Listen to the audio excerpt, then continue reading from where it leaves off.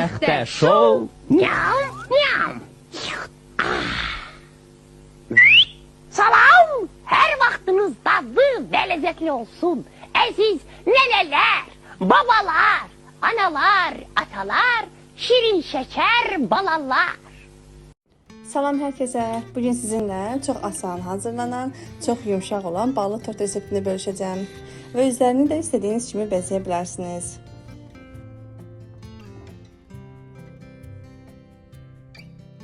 Qazancıya bal əlavə edib ocağa qoyuruq. Banxodda əriyənədək qızdırırıq. Üzərinə 1 çay qaşığı soda əlavə edib, rəngi tündləşənədək təxminən 200 dəqiqə qarışdırırıq. Və sonra üzərinə 100 qram çörək yağı əlavə edib, qarışdırıb ocaqdan götürürük. Və sonra 4 ədəd yumurtaya 1 çimdik duz, 1 stəkan şəkər tozu əlavə edib köpüklənib ağaranadək çalırıq. Və üzərinə əvvəlcədən hazırladığımız ilik halda olan yağ, bal, soda qarışdırığını əlavə edib, 1 stəkan yarım da un əlavə edib qarışdırırıq.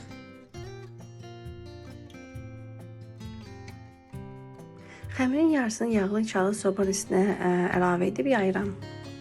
Əgər istəsəniz tək səfərə bişirə bilərsiniz. Mən amma 2 səfərə bişirəcəm. Yəni hazırladığım içliyi 2 hissəyə böləcəm.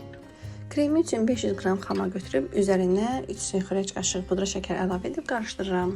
Və xəmiri təxminən 4-5 dəqiqə alt üst rejimdə 170 dərəcədə bişirmişəm. Kənar hissələri tortun üzəri üçün kəsirəm.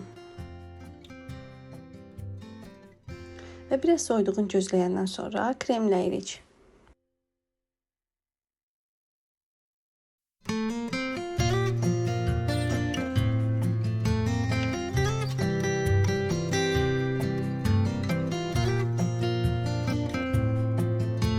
Kəsdiyimiz hissələri ovun tağına gətirib tortun üzərinə səpirik.